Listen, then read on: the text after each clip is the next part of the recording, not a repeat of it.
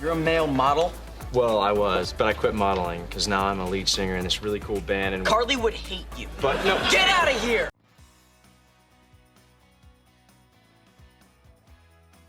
Number 20, Jordan Fisher. Hi, I'm Clark. Nice to meet you, Clark. It's fitting that Jordan Fisher appeared in an episode called I Speed Date, as his screen time flies by in the blink of an eye. In order to get through a long line of gentlemen callers who wish to take Carly to the dance, the gang has a speed dating event. Among the possible suitors is Fisher's Clark. Each guy is given 15 seconds to make an impression. After less than 10 seconds with Clark, however, Spencer decides that he's not the kind of guy he wants dating his little sister. So you'd like to take Harley to the dance? I'd rather just make out with her. Next! Although his appearance here is brief, Fisher would soon land more prominent roles in franchises like Teen Beach Movie and To All the Boys. Before 6th grade, pretty much everybody called me John. He also shined in Broadway productions like Hamilton and Dear Evan Hansen. Number 19, Chord Overstreet. Fisher wasn't the only rising star who took part in iCarly's speed dating session. In the same episode, Freddie, on Carly's behalf, interviews a hunk named Eric. Given his crush on Carly, Freddie doesn't want any of the possible candidates to outshine him. Upon learning that Eric is a former model and the lead singer in a band, Freddie gives him a hard pass. You're a male model? Well, I was, but I quit modeling because now I'm a lead singer in this really cool band and... Carly would hate you. If Eric looks familiar, that's because he's played by Chord Overstreet in his television debut. Overstreet would rise to fame a year later as Sam Evans on Glee. It's interesting how Eric foreshadowed Sam's character arc. Baby, baby, baby, oh, like baby, baby, baby, no, like... Not only would Sam form a one-man band saluting Justin Bieber, but he also pursued a career in male modeling. Number 18, Plain White Tees. A world-famous band is gonna perform live, right here, right now. So please welcome the Plain White Tees! Speaking of really cool bands, a few singing groups have crossed paths with the iCarly gang. Plain White Tees was among the first, appearing in Season 1. When lead singer Tom Higginson is almost crushed by a giant menu board at a mall, Spencer comes to his rescue. Higginson returns the favor by autographing Spencer's back and getting the Plain White Tees to perform on iCarly. Although Neville nearly spoils everything, Carly ends his reign of terror through her military connections. Taking a chance for one another, finally it's our time now. Higginson also gave Spencer's socks a ringing endorsement. Between this guest spot and their song Hey There Delilah going platinum, 2007 was an eventful year for them. Oh, it's what you do to me. Oh. Number 17, The Pawn Stars. These won't cut through the old man's toenails. Then use something else. Use your teeth. Good call. I was kidding. You never know what you're gonna find in a pawn shop, be it a potato chip shaped like Texas, the First Lady's DNA, or Gibby's head. You might even come across somebody famous. On a road trip to bail Sam's mom out of jail, the gang drops by the world-famous gold and silver pawn shop to come up with the funds. Maybe I shouldn't sell that one-of-a-kind potato chip. You guys done with the really bad acting? While there, they encounter Rick Harrison, Corey Big Hoss Harrison, and Austin Chumlee Russell. These three are known for the reality series Pawn Stars, which had already been on the air for a few years. It's the Pawn Stars who are starstruck by the iCarly crew, however. Whoa, no way, you guys. iCarly. Oh my God. Number 16, James Maslow. Nothing can come between Carly and Sam, most of the time. In this case, it's a boy named Shane who turns the friends into competitors. Carly and Sam try to see who can get a kiss from their mutual crush first. Deciding he doesn't want to be a part of their little contest, Shane leaves in frustration. He's so angry that Shane forgets to look where he's walking. You girls call me when you learn to be a little more... It's unclear how long it took Shane to wake up from his accident. How long before he's up and around? Hard to say. Could be 3, 4. Days? Weeks? Maybe 5. When he did come to, though, we like to think he changed his name to James and started a boy band. In all seriousness, this marked James Maslow's acting debut, paving the way for Big Time Rush and the band of the same name. All I want for Christmas is you. Number 15. Lucas Crookshank. Don't touch it! People seem to either love or hate Lucas Crookshank, better known as Fred Figglehorn. That division is explored in Season 2 of iCarly. Well, kind of. In this episode, Freddie is the only one who doesn't understand Fred's appeal. I just said I didn't think his videos were all that funny. He's the one who overreacted and started this whole brouhaha. While Freddie probably wouldn't be alone in real life, everyone in the show's universe praises Fred's unique brand of humor. Nevertheless, Freddie's negative reception causes Fred to quit. Look, Freddie's really sorry that he hurt your feelings. Yeah, I'd like to hear that from the guy in the Bumblebee shirt. Of course, this turns out to be a publicity stunt to raise Fred's viewers, as well as iCarly's.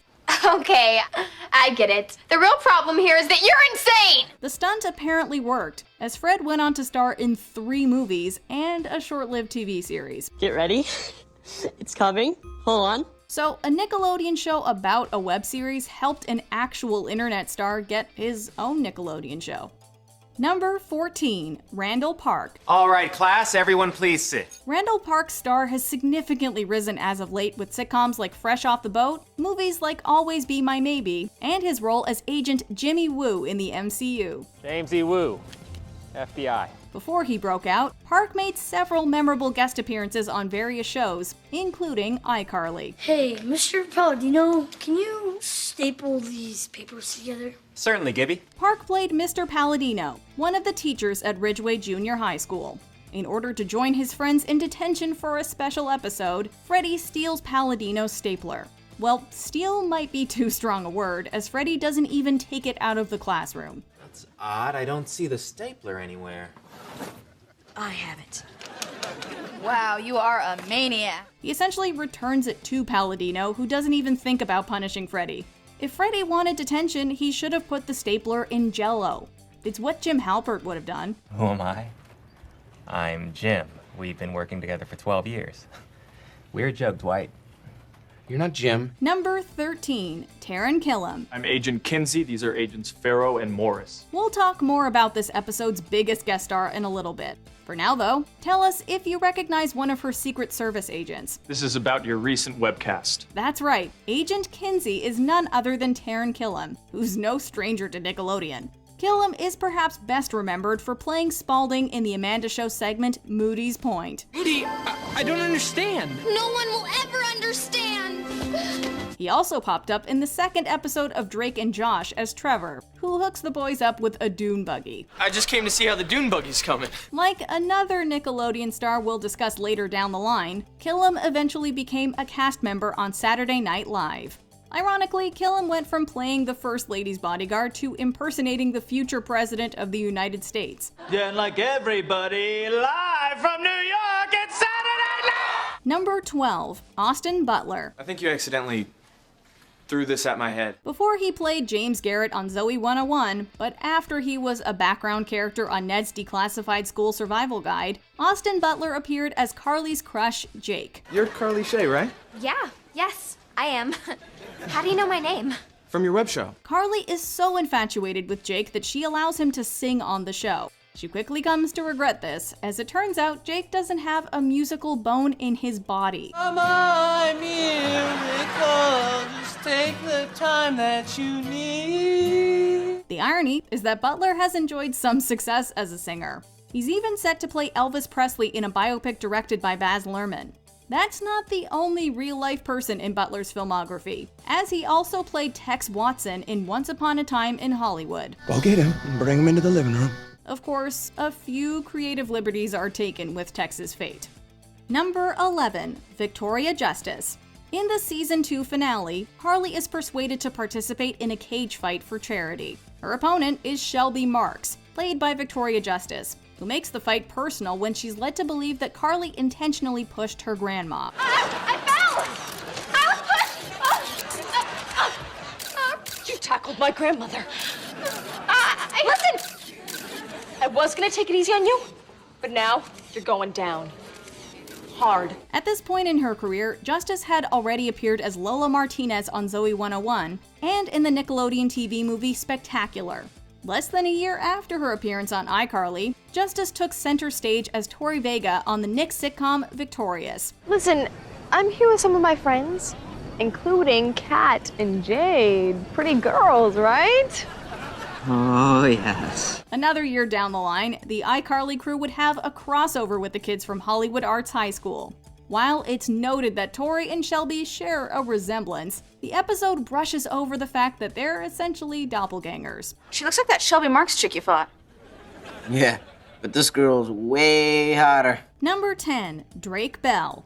Carly Shay may be Miranda Cosgrove's most iconic TV role, but her Nickelodeon days started as Megan Parker on Drake and Josh. What's wrong? She's just so cute. As Drake's biological sister and Josh's stepsister, Megan frequently stole the show. When Cosgrove made the leap to leading lady, it was only a matter of time until one of her bros made a cameo. In a special blooper episode, Drake wanders into the Shay apartment, mistaking Carly for Megan. Hey, Megan. Who's she? Drake inquires about Josh's whereabouts, as well as who all these strange characters are. Where's Josh? Where's Mom and Dad? While Bell isn't on screen for long, he also did sing backup for the iCarly theme song. So, in a way, we guess you could argue that he contributed to every episode.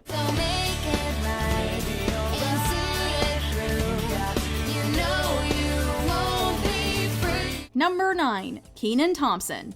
iCarly's crossover with Victorious also marked a homecoming for Kenan Thompson.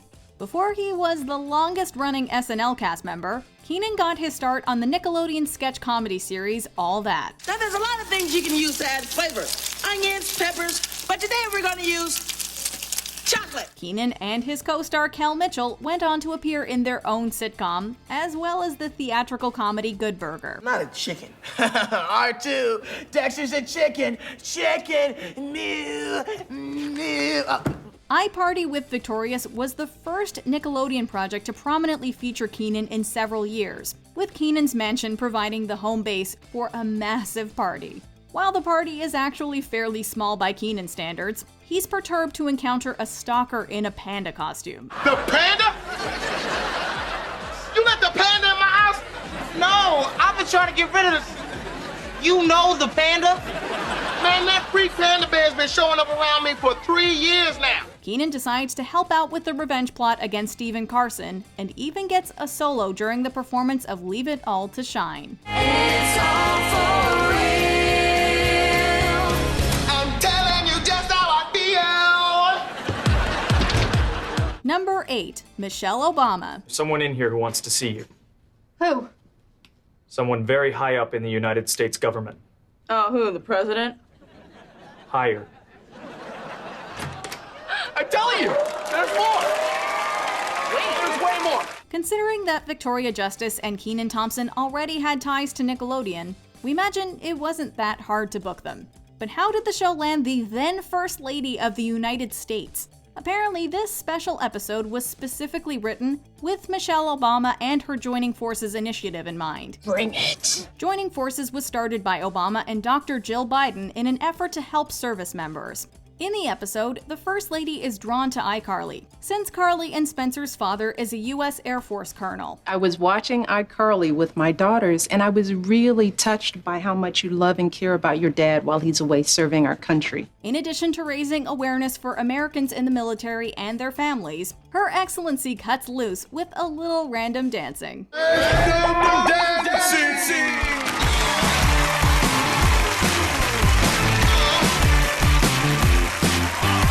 Number 7, Emily Ratajkowski. Gibby Gibson isn't exactly someone we'd peg as a ladies' man, but he took everyone by surprise in season 3 with the introduction of his attractive girlfriend Tasha. Who's she? Who's you? It's cool. She's just a friend. Give me 2 seconds. Okay. If this brunette bombshell looks familiar, that's because she's Emily Ratajkowski, who'd go on to appear in multiple Sports Illustrated swimsuit issues, as well as music videos for Maroon 5 and Robin Thicke. Outside of modeling, Ratajkowski has also appeared in a Super Bowl commercial for Carl's Jr. and played Ben Affleck's mistress in Gone Girl. I'm not stupid, Nick. I know, sweetie. Did you leave a pair of red panties in my office? I don't know, maybe. Although Tasha is clearly out of Gibby's league, she practically worships the ground he walks on. That's Tasha? Uh-huh. And you're dating her? Yeah, pretty much. Let's hit it. Since Tasha only pops up in a couple of episodes, their relationship is kept fairly vague, which makes it all the more hilarious. What about me? You're back in. Oh, thank you. Hey. Later. Okay. Number 6. Jimmy Fallon. Before taking over The Tonight Show, Jimmy Fallon played himself in an extended iCarly episode. The special also featured a Tina Fey cameo, providing a mini Weekend Update reunion. How do I do this? Just click that box. I love you so much. You're so knowledgeable. As a fan of their web series, Jimmy invites the iCarly stars to appear on his late night show. The segment starts off great, with Sam playing her mustached character and Jimmy plugging a screaming Mel Gibson doll. Things take a turn for the worse, however, when Gibby suffers a wardrobe malfunction. What? Gibby! The NCC, a parody of the FCC, thus orders iCarly to pay a $500,000 fine, even though their show obviously doesn't have the biggest budget. $500,000. How are we supposed to get that much money, huh? How? Oh, give it up. We're not. Well, then the NCC is gonna shut us down, so goodbye, iCarly. Fortunately, Jimmy has their backs, helping them raise more than enough cash. What's next? Jimmy meets Good Burger? Hey, what's going on, bro? Bro? Brother? Whoa! Number 5. Jane Lynch. For much of the series, Sam's family is something of an enigma, although it's made clear that she doesn't have very nurturing parents. It's almost 4 o'clock in the morning. What are you doing here? I'm upset with my mom. We got in another fight, so I packed my bag and came here. We're given a better glimpse into Sam's dysfunctional home life in season 4, with the introduction of her mother, Pam Puckett. Mom? I know who I am. Who better to play Mrs. Puckett than Sue Sylvester herself, Jane Lynch? If you ever wondered where Sam developed her smart aleck, hostile, borderline criminal tendencies, look no further. My future's gonna be just fine. Who told you that? Your parole officer? Sam and Pam's name-calling eventually escalates into wrestling, but the mother and daughter ultimately come together thanks to some aggressive therapy. You know, I guess I could have had a worse kid. You mean that? I do, and I'm sorry I always haven't been as understanding as I could have been. While Pam was only mentioned off-screen up until this episode, we developed a strong idea of what she'd be like, and Lynch totally lived up to our expectations. Number 4. One Direction. This boy band was everywhere in the early 2010s, including iCarly. One Direction drops by the set to perform their debut single, What Makes You Beautiful. The song is just one of the episode's highlights, as Sam warms up to Zayn Malik while Gibby tries to give other band members foot massages. The group finds itself down a member when Harry Styles drinks from Carly's water bottle and gets jungle worms. Styles milks his illness so that Carly will continue to wait on him hand and foot. And could you put warm socks on my feet? Sure. I'll heat up a pair in the dryer. What else do you want Carly to do for you? Wash your tour bus? You'd think that Harry would have personal assistants at his beck and call, but having Carly look after him is admittedly funnier. Fortunately, Styles suddenly feels better once he fears Gibby may be replacing him. You don't know you're beautiful. No! What? Please, get rid of him. I'm feeling better. Number 3. Jack Black. Before she was Carly Shay or even Megan Parker, actress Miranda Cosgrove made her film debut as Summer Hathaway in the Jack Black comedy School of Rock. I can sing. You can? Mm-hmm. All right, Summer, belt it. Memory all alone in the moonlight. Stop. Okay, good. That's pretty good. And Black has also frequently collaborated with Nickelodeon, hosting the Kids' Choice Awards on 3 occasions, so it was only a matter of time until he guest starred on iCarly. Nevertheless, it was still quite the treat when Black stormed onto the scene as an overly dedicated cosplayer. Your stoom is good for an amateur. This costume is an exact representation of a Ruthor. Yeah, if you're basing it on the beta version. With Black playing a Spartame and Spencer dressed as a Ruthor, the two turn Webicon into a literal battleground. Fully committing to their World of Warlords roles, the two compete to see which one of them is the true warrior. In the end, though, it's Carly who reigns supreme. My sister has snatched your brawny jewel.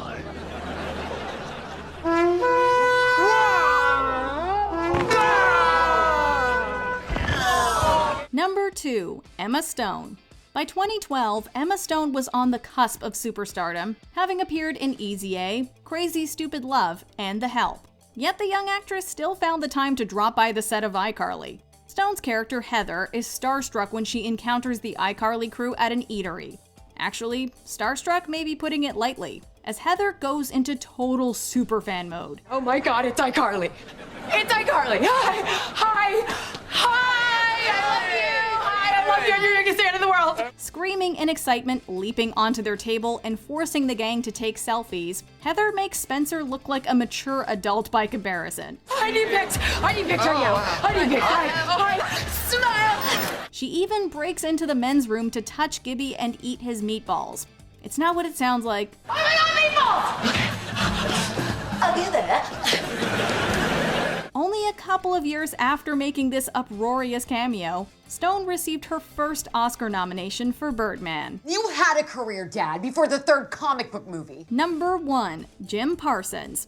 A month before winning his second Primetime Emmy for portraying Dr. Sheldon Cooper on The Big Bang Theory, Jim Parsons played an even quirkier character on the Season 5 premiere of iCarly. In a role that seems tailor-made for Parsons, he plays an institutionalized patient named Caleb. Will you quit staring at me? Please get me some beryllium nitrate and 4 metric tons of ionized quadrazine. Convinced that he's from the year 2077, Caleb claims that California is going to sink into the ocean, while Carly is destined to become Vice President of the United States. He's not from the future.